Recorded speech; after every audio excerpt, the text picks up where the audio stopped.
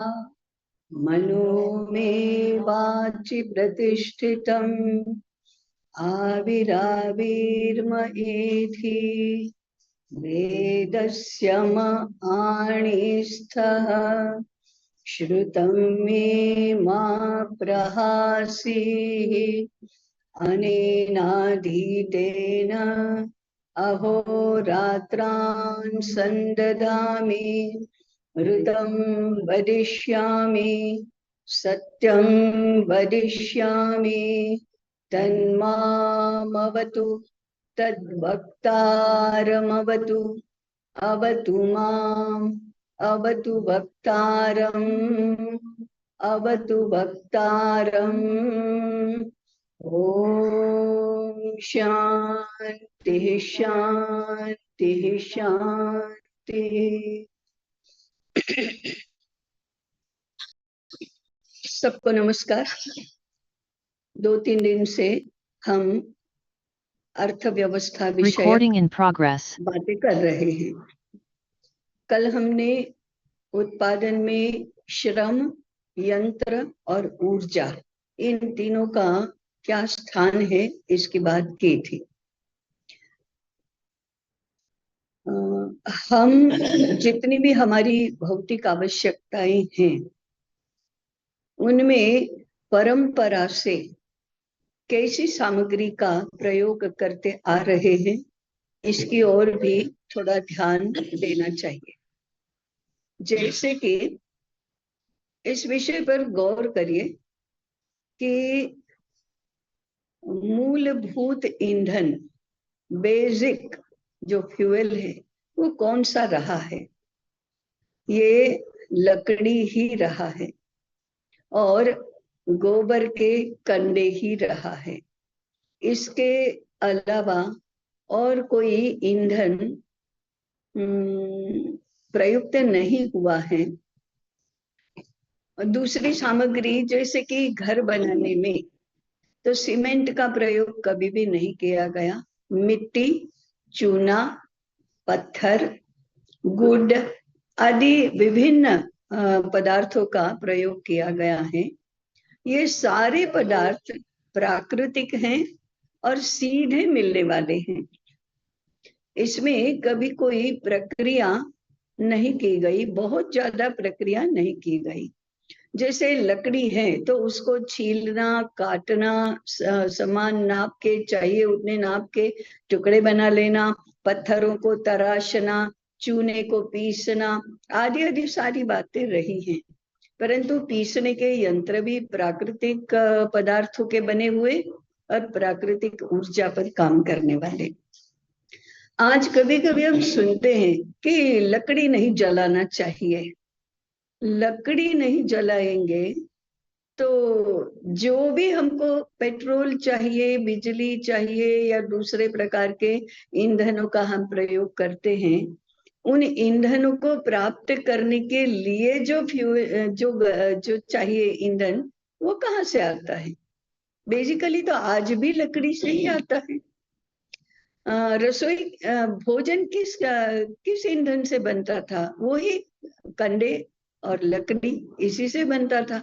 दूसरे जो हम अभी गैस है या केरोसिन है या और कोई भी सामग्री है ईंधन के रूप में, उसको प्राप्त करने के लिए जो प्रक्रिया अपनाई जाती है, जो साधन अपनाए जाते हैं, उनको निर्माण करने के लिए ईंधन कहाँ से आता है? तो आज भी बेसिकली तो लकड़ी ही है। तो फिर लकड़ी को जला जलाकर इतनी सारी प्रक्रिया के बाद हम जो फ्यूल प्राप्त करते हैं उसको किस खाते में डालेंगे? ये खर्चा कैसा कहा जाएगा? क्या इसमें बुद्धिमानी है?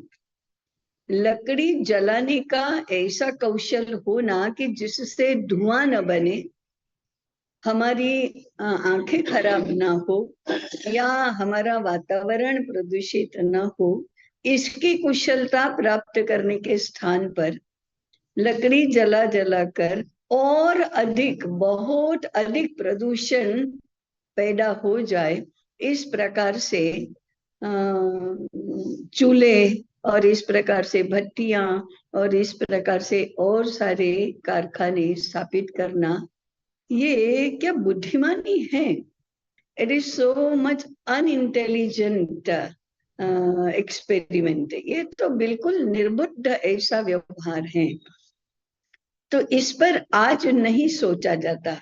इसके सामने आर्गुमेंट्स जो दी जाती हैं वो वास्तव में कहाँ तक ले जाएंगे हमको? आर्गुमेंट्स करते करते करते हम कहाँ तक जाएंगे?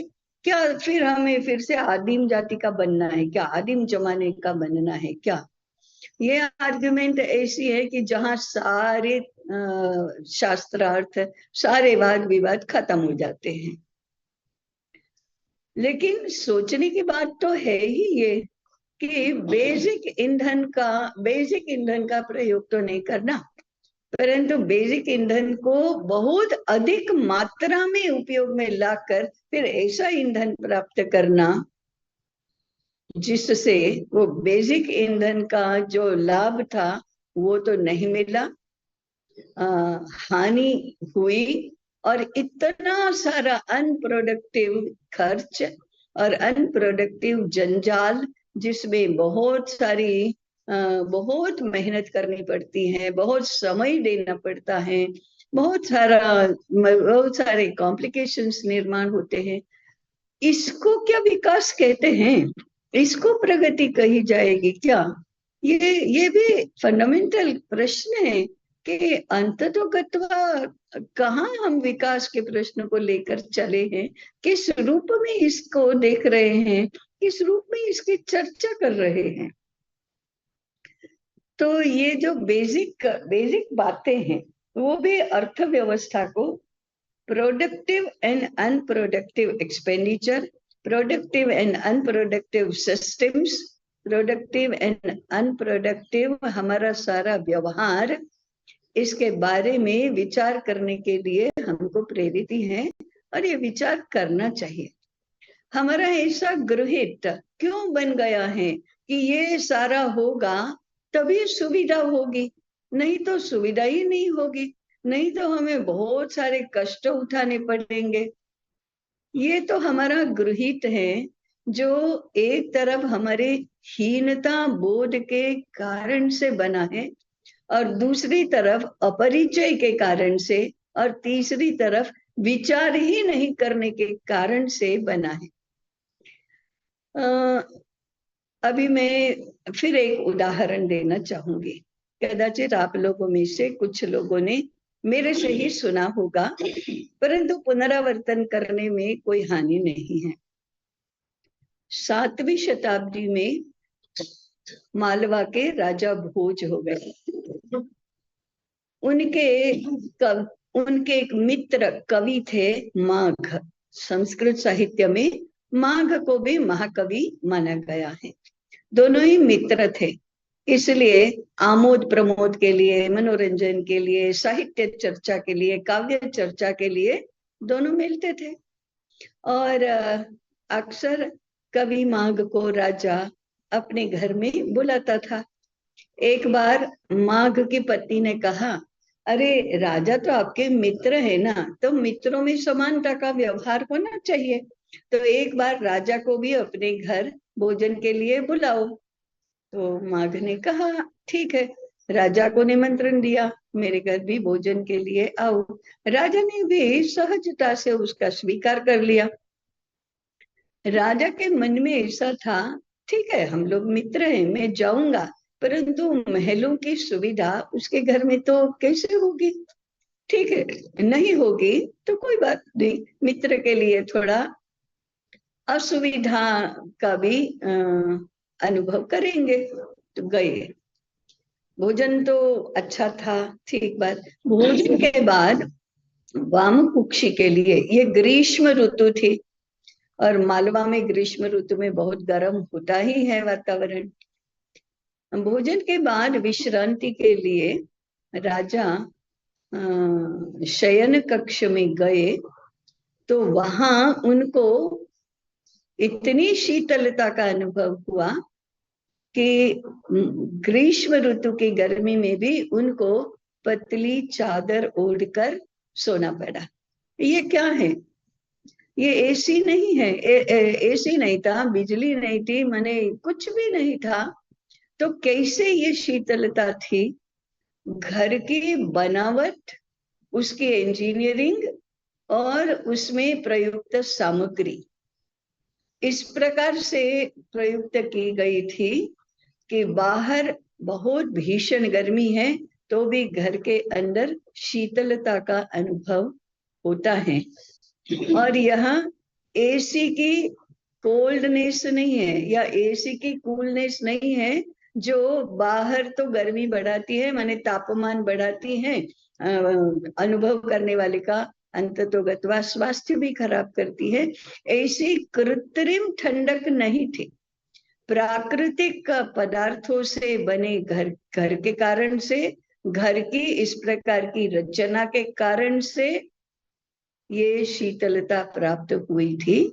तो कहने का तात्पर्य है कि ये सब नहीं किया, आज की तरह सारी सामग्री का उपयोग नहीं किया तो सुविधा नहीं होगी, गर्मी सहन करनी पड़ेगी। ये सब ऐसा तो हमारा गृहित है। लोग एक स्थान से दूसरे स्थान पर आराम से नहीं जाते होंगे, घरों में आराम से नहीं रहते होंगे, आनंद प्रमोद के साधन आज की तरह नहीं प्राप्त होंगे। वन विहार में क्या क्या होता था इसका वर्णन तो हम महाभारत में भी सुनते हैं और सभी पुराणों में सुनते हैं। आमोद प्रमोद और मनोरंजन आज से तो अनेक गुना अच्छा था, श्रेष्ठ था। विलास भी उतना ही था, श्रृंगार भी उतना ही था और संस्कारी मनोरंजन भी उतना ही था। ऐसा है कि आज जिस प्रकार से शराब और नशा और गणिकालय और उसका जो आनंद प्रमोद का क्षेत्र है, फिल्म, एडवर्टाइजमेंट, उसमें जो अश्लीलता का प्रदर्शन होता है, उस प्रकार का श्रृंगारिकता का वातावरण उस समय नहीं था, ऐसा नहीं है, उस समय भी था। उस समय भी अत्यंत संस्कारी से लेकर अत्यंत अश्लील प्रकार का मनोरंजन, माने मनुष्य की वृत्तियां जिस भी प्रकार की होती है उतने सभी प्रकार का उस समय भी था। परंतु कहने का तात्पर्य है कि उसकी जो गुणवत्ता है, उसकी जो विपुलता है, उसकी जो विविधता है, उसकी जो उत्कृष्टता है, उसमें जो प्राकृतिकता है, वो तो आज की तुलना में बहुत अधिक थी। ये क्या है फिर? तो ये हमारा जो गृहित है कि हम आज की तकनीक और आज की पद्धति और प्रक्रिया से नहीं जाएंगे तो आदिम जमाने के हो जाएंगे, 16वीं शताब्दी के हो जाएंगे, बैलगाड़ी के युग में चले जाएंगे। ये गृहित हमारा बहुत ही गलत है, बहुत ही गलत है। हमारी बुद्धि पर ही हमको संदेह करना चाहिए, इस प्रकार से गृहित से हम चलते हैं।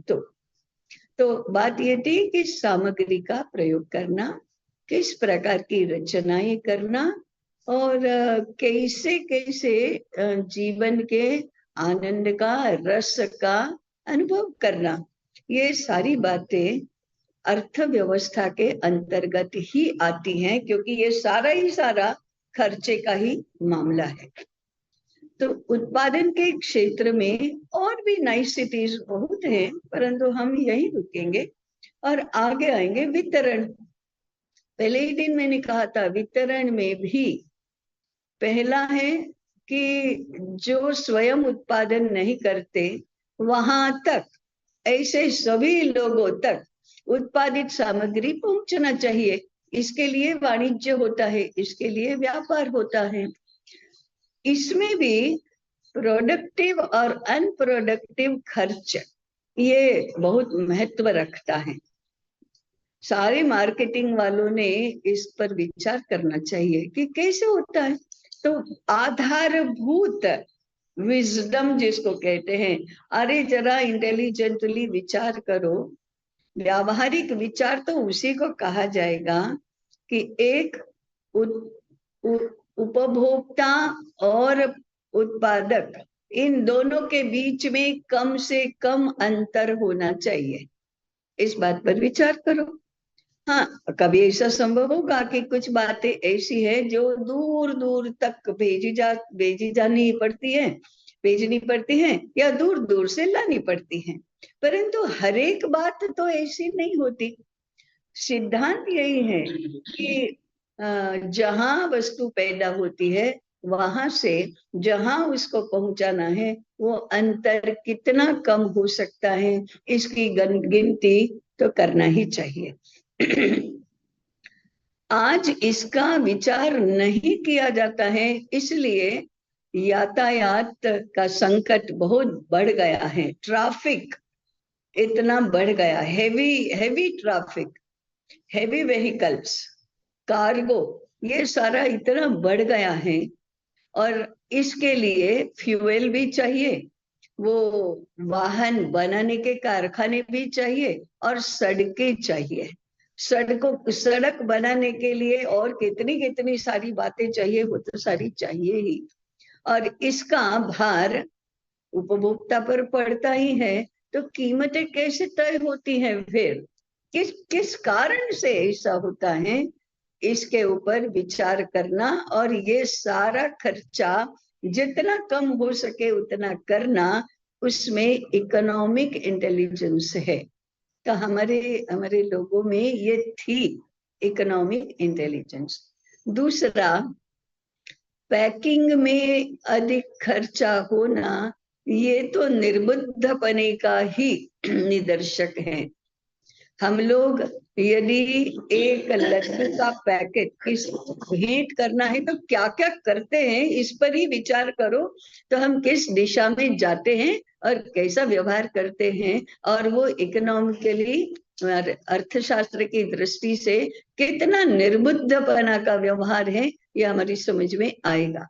कभी यहाँ भी हम होता ही है, 12 लड्डू है, 12 लड्डू के लिए जो बॉक्स है वो कम से कम 18x12 का होगा, इतना बड़ा है बॉक्स। एक एक खाने में एक एक लड्डू रखा है। लड्डू के वजन से बॉक्स का वजन 1/3 तो कम से कम है ही है।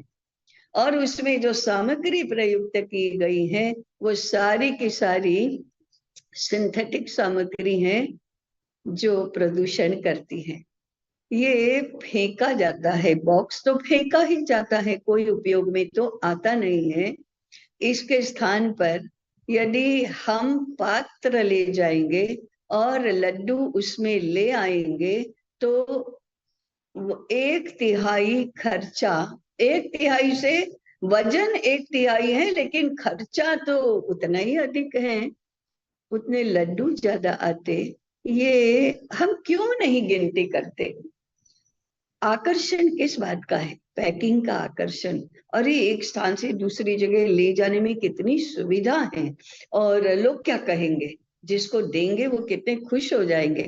पैकिंग के आकर्षण से खुश होने वाले भी उतने ही निर्बुद्ध, और ये खुश हो जाएंगे ऐसा विचार करने वाले और उसके अनुसार व्यवहार करने वाले भी निर्बुद्ध। ये क्या है? ये तो उपभोग नहीं है। ऐसा उपभोग तो फिजूल है, फिजूल खर्ची हुई है।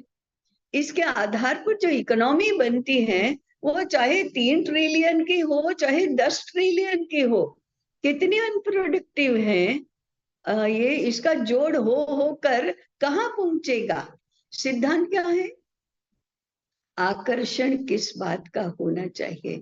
मूल्यवान पदार्थ का जो उपभोग के लिए उसका, या जिसका हम उपभोग करने ही वाले नहीं हैं, फेंकने ही वाले हैं, उसके पीछे किए गए खर्चे का, उसके आकर्षण का। आकर्षण किस बात का होना चाहिए? तो दूसरा जो मुद्दा है जो इकोनॉमी में दूषण पैदा करता है वो पैकिंग का है। मैं और एक उदाहरण दूंगी, ये कीमतें कैसे तय होती है उसका। आप लोगों में से अधिकांश कहने वाले, अरे यार मार्केट तो ऐसे ही चलता है, आप कहाँ की बातें करते हैं। मुझे कोई आश्चर्य नहीं होगा, सुनने वालों में भी कोई कहेगा कि ये तो 16वीं शताब्दी की बातें हैं, 18वीं शताब्दी की बातें हैं। परंतु फिर भी ये कहना तो प्राप्त है ही, क्योंकि लाइन ऑफ थिंकिंग हमारी ठीक नहीं होगी तो लाइन ऑफ एक्शन भी ठीक नहीं होगी। एक अर्थशास्त्री, नंदिनी जोशी उसका नाम, उन्होंने ये गिनती गिनती के लिए प्रश्न पूछा था कि 5 मीटर की एक साड़ी गांव में बनती है और कपास उगाने से लेकर प्रिंटिंग तक की, माने ginning, pressing, spinning, weaving, dyeing, printing, सारी की सारी प्रक्रिया एक स्थान पर बनती है, तो उस 5 मीटर की साड़ी की कीमत यदि 100 रुपया है तो 50 किलोमीटर दूर के महानगर में डिपार्टमेंटल स्टोर में वो 1000 रुपये में मिलती है। 900 रुपये किस बात के खर्च हो रहे हैं? साड़ी का पोत यदि ज्यादा अच्छा है तो हम 100 के स्थान पर 200 खर्च करना भी मुनासिब है। जो भी उसमें काम कर रहे हैं, वो किसान से लेकर सभी कारीगरों को यदि उनकी मेहनत का पैसा 50 रुपये से 100 रुपये मिलता है तो वो भी गनीमत है कि हम ज्यादा कीमत उसकी देंगे। परंतु बिचौलियों के लिए, डिपार्टमेंटल स्टोर के मेंटेनेंस के लिए, सेल्समैन के तनख्वाह के लिए, ट्रांसपोर्ट के लिए, एडवर्टाइजमेंट के लिए यदि ये बाकी के पैसे खर्च किए गए तो ये कैसे चल सकता है? ये तो नहीं चल सकता। साड़ी तो उतनी की उतनी ही है, वैसी की वैसी ही है, परंतु 9 गुना ज्यादा यदि कीमत निर्धारित होती है तो उसमें से कितनी जस्टिफाइबल है और कितनी नहीं, इसका व्यापक विचार करना चाहिए। निरमा पाउडर यदि उत्तर गुजरात के किसी एक गांव में बनता है और हिमाचल प्रदेश में मिलता है तो निरमा पाउडर के प्रयोग करने वालों के ही लिए शंका करनी चाहिए कि ये क्या है, ऐसे बाजार तो नहीं चलता। तो ये जो वितरण की बात है, और चौथा है विज्ञापन। विज्ञापन को देखकर जो खरीदी करते हैं ये ग्राहक निर्बुद्ध माने जाने चाहिए। इनका न तो प्रबोधन होता है, न प्रशिक्षण होता है, न शिक्षा दी जाती है विद्यालयों में कि आप मन की शिक्षा के अंतर्गत विज्ञापनों के आकर्षण से बचना, ये यदि नहीं सिखाया गया और उधर विज्ञापनों से आकर्षित होकर लोग खरीदी करते हैं, ऐसा विश्वास व्यापारियों का हो जाना, ये कैसे समाज की कल्पना है? ये समाज कैसा है? ऐसे समाज को बुद्धिमान बनाने के लिए, समझदार बनाने के लिए कोई कुछ भी नहीं करेगा तो कौन सी अर्थशास्त्र की शिक्षा हम दे रहे हैं फिर? और कैसे अर्थशास्त्र का अवलंबन हम कर रहे हैं? कैसी अर्थव्यवस्था बना रहे हैं? तो वितरण के मामले में कुछ फंडामेंटल्स हैं जिसके ऊपर भारत ने पारंपरिक पद्धति से और शास्त्रीय आधार पर, मनोवैज्ञानिक आधार पर, सांस्कृतिक आधार पर बहुत विचार किया है और परंपरा भी वैसी बनाई है और पद्धतियां भी ऐसे ही निर्माण की हैं। आज हम बहुत ही विपरीत दिशा में जाकर हमारी बुद्धि का प्रदर्शन ही कर रहे हैं कि ऐसा भारत ऐसे सोच रहा है, ऐसे व्यवहार कर रहा है। ये दूसरी बात हुई।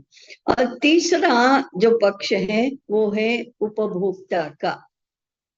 उपभोग, संयमित उपभोग, ये एक ही शब्द कैसे हमने उपभोग करना चाहिए, कैसे हमने वस्तुओं का प्रयोग करना चाहिए, इसका निदर्शक है। और बहुत छोटी छोटी बातों से लेकर बहुत बड़ी बड़ी बातों तक ये संयमित उपभोग का सिद्धांत व्याप्त है।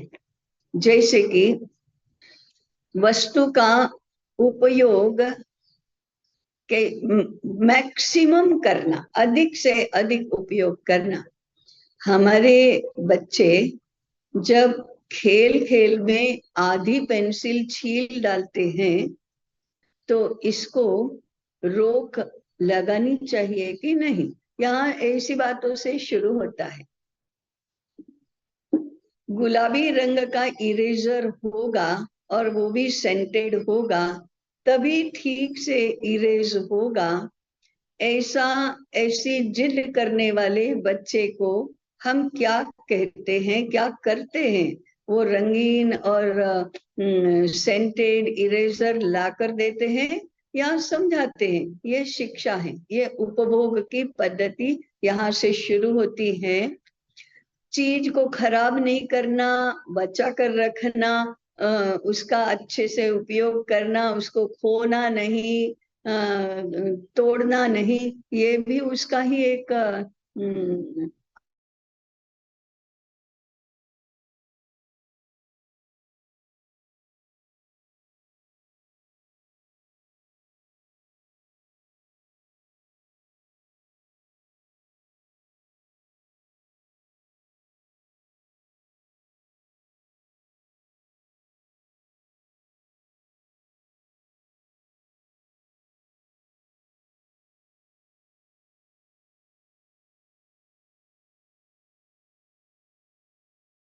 आवाज नहीं आ रही है।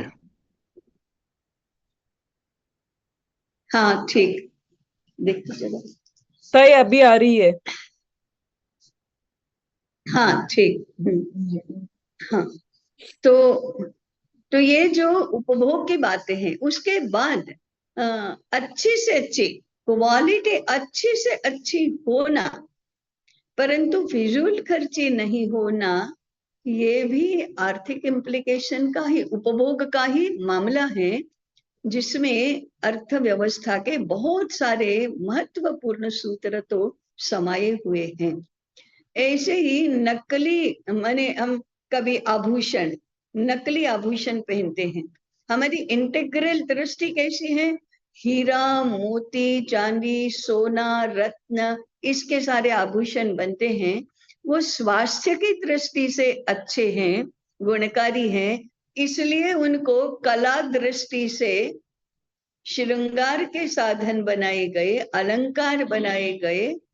हम उसका गुण नहीं देखते हैं, उसका मूल्य नहीं देखते हैं, और केवल उसका रंग रूप देखते हैं, तो नकली आभूषण पहनते हैं। उसके पीछे संस्कारिता का, स्वास्थ्य का और बचत का और इन्वेस्टमेंट का दृष्टिकोण भी है। ये इसको इंटेग्रल दृष्टि कहते हैं। और नकली आभूषण पहनना, इसको निर्बुद्ध श्रृंगार कहते हैं। ये हमारे यहाँ छोटे बच्चों को भी बचपन से सिखाया जाता था, बिना आभूषण के रहो, लेकिन नकली आभूषण मत पहनो, कम कपड़े पहनो, लेकिन ऐसे कृत्रिम धागे के कपड़े ना पहनो। एक प्रदर्शनी मैंने देखी थी, उसमें महिलाओं के लिए था, उनके लिए विकल्प दिया गया था कि समझो आपको 50,000 रुपये दिए जाते हैं और आपको अपने लिए ही खर्च करना है, लेकिन आपके सामने दो विकल्प हैं, दो में से एक, आपको जो करना है करो। एक है 4 जोड़ी कपड़े आएंगे और दूसरा है एक सोने का अलंकार होगा। दो में से आप क्या लेंगे? एक वर्ग ऐसा है समाज में जो कपड़ों का चयन करता है, आज के फैशन के, विविध प्रकार के ऐसे कपड़े लेंगे, वो रोज पहनेंगे। जो आज के तुलना में पुराने लोग हैं, वो कहेंगे नहीं, सुवर्ण का अलंकार ही लेना चाहिए, क्योंकि समय के बीतते कपड़े फट जाएंगे, सुवर्ण की कीमत आज जितनी खर्च की है उससे ज्यादा आएगी, और आभूषण तो हमेशा पहनने के लिए होगा ही। इसको कहते हैं आर्थिक दृष्टिकोण, आर्थिक दृष्टि विकसित करना। तो संयमित उपभोग, उसके कितने आयाम हैं? वो मानसिक भी हैं, सांस्कृतिक भी हैं, बौद्धिक भी हैं, और इससे समृद्धि चिरंतन रहती है। तो उत्पादन, वितरण और उपभोग, इन तीनों बातों में आज कितना पुनर्विचार करने की आवश्यकता है, यही हमको देखना चाहिए। आज हम यहाँ समाप्त करते हैं। रोज की तरह ऑडियो म्यूट करके शांति मंत्र, कुछ लोग तो अब साथ में बोल सकते हैं, कुछ ध्यान लेकर सुनकर उच्चार और स्वर ध्यान में ले सकते हैं, प्रश्न और अभिप्राय भेज सकते हैं। ओम वांग में मनसि प्रतिष्ठिता, मनो में वाचि प्रतिष्ठितम्, आविराविर्म एधि वेदस्य मा आणिस्थः, श्रुतं मे मा ब्रहासीः, अनेनाधीतेन अहोरात्रान् संदधामि, ऋतं वदिष्यामि, सत्यं वदिष्यामि, तन्मामवतु, तद्वक्तारमवतु, अवतु माम्, अवतु वक्तारम्, अवतु वक्तारम्। ओम शांति शांति शांति। सबको नमस्कार। नमस्ते ताई। प्रणाम ताई। प्रणाम ताई। प्रणाम ताई। प्रणाम। राम राम सबको। प्रणाम ताई।